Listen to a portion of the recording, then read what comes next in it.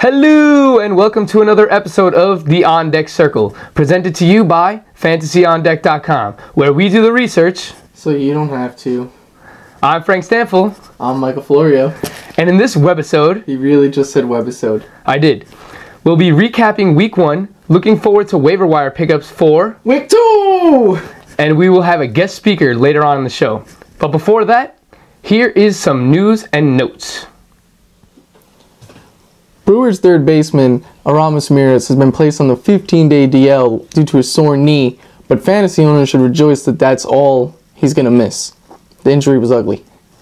Blue Jays slugger Jose Bautista missed 2 straight games due to a twisted ankle, but he should be back in no time. He says it's cautionary. Same thing with Ryan Braun of the Brewers, who's missed time due to a stiff neck. Both should be in your lineups next week. Dan Straley of the Oakland Athletics has been placed in AAA despite striking out 11 in his first start. And with a Yankees update, Derek Jeter is not expected back before May. Mark Teixeira, though, good news, he's expected back the first week of May. And Curtis Granderson is expected beginning to middle of May. Go Cuse. As mentioned, this was one of the most eventful weeks of fantasy baseball in recent memory. We almost saw a perfect game. How about you? I see what you did there. But in all seriousness, Rangers starting pitcher Yu Darvish almost had a perfect game when he lost it on the last hitter of the game. But in terms of fantasy baseball, it was against the Houston Astros, and I would say their offense is pretty bad. I don't think so. I mean, the Astros are bad, but I think Yu Darvish is entering superstardom. I think he has the top tier pitching potential. He's probably going to finish as a top 12 pitcher. I'd start him in every league. Another big name this week that was just an absolute beast is Chris Davis, who to this point is batting .600 with 4 home runs and 16 RBIs. The highest RBI total in a 4-game span in the opening games of a season in the history of the MLB. What do you think about Chris Davis, Mike? It was one of our Twitter questions. We had to ask if we think he's going to be this good for the year. I don't. Clearly, he's not going to keep this pace up, but he will be a starting level first baseman. If you could sell high now, I would, because he's not going to keep this production up, but I do think he's going to have a good year. Yeah, he definitely has a 35 home run potential, I'd say. The Baltimore Orioles lineup is pretty solid, and he plays in a good division in terms of ballparks. All the ballparks he hits in are pretty hitter friendly. The biggest one is Tampa, and he destroyed there this week. So yeah, he really did. But another name that we have, a guy that I personally love, is Bryce Harper. He has 3 home runs in the first week, and he's on pace for 97 home runs. So do you think he can accomplish that feat, Michael? That's a clown question, bro. Alrighty. The final guy that I wanted to speak about was Michael Morse, who, like Chris Davis, has 4 home runs to this point, and he's really putting on a show in Seattle and boosting that offense, which, you know, was something that we thought he would be able to do going into this year. What do you think about Michael Morse? He doesn't just have the power; he's also displaying that he can hit for average, and in a much improved lineup with the walls moved in Safeco, and he's killing it. Not just opposite fields, he's also pulling the ball now. He's a complete hitter. He's going to have a good year.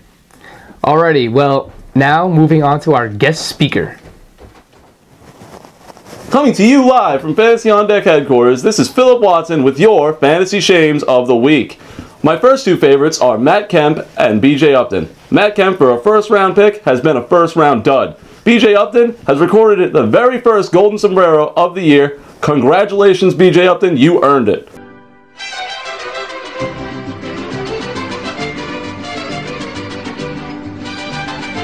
My first 2 starting pitchers, veterans, are Roy Halladay and Dan Haren, who got lit up by opposing offenses and put up negative numbers for their each individual start this week.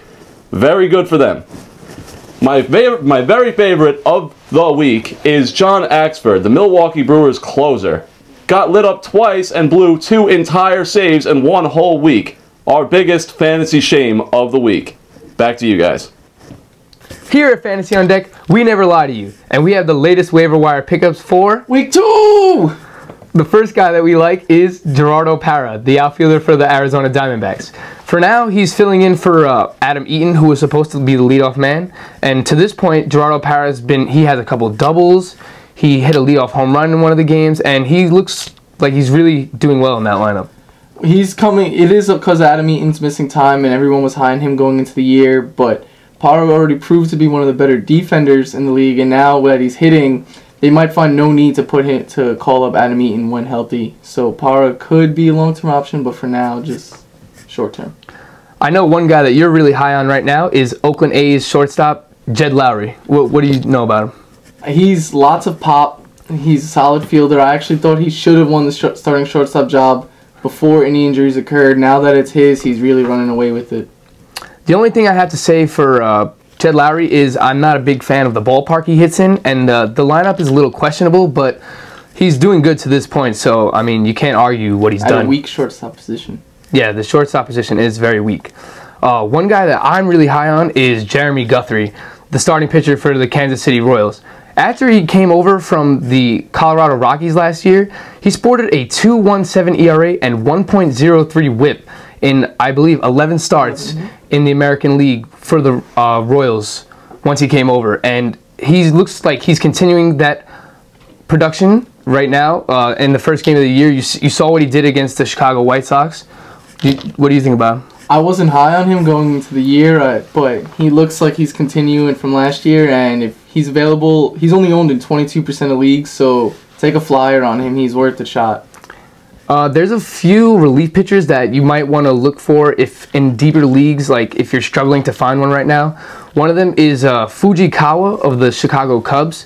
Carlos Marmol has been really shaky already to start the year, and, you know, that's just part of, you know, who Carlos Marmol is. He's been shaky his whole career. Yeah, so, I mean, at some point, you could see him lose his job, and Fujikawa, to this point, looks like he has some pretty good stuff, and, you know, he can steal that position away from Marmol. They gave him the money for the reason. They want him to be the closer eventually. For now, he'll get you holds if that matters in your league.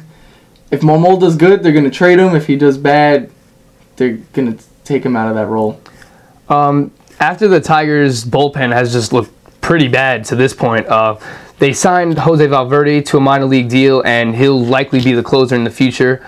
If other owners in your league haven't taken notice of this yet, maybe you could beat them to the waiver wire and put in a claim for Jose Valverde. You'd have to stash him for the time being, but if he comes back to last year's form, I know he was a little shaky, but he's going to get a lot of opportunities in that with the Tigers. So yeah, definitely, the Tigers are going to win a lot of games this year, and there are 4 catchers that are just absolutely killing the ball right now, and most likely available in your leagues. What do you think about these guys, Mike? Who do you like? Well, the 4 are John Buck, Chris Iannetta, Tyler Flowers, and JP Arancibia. If you just want a weekly flyer, I'd say John Buck. He already has 9 RBI. He's killing the ball. Every at-bat looks like a quality at-bat, but if you're talking long-term, I'd go with Arancibia or Flowers over Buck.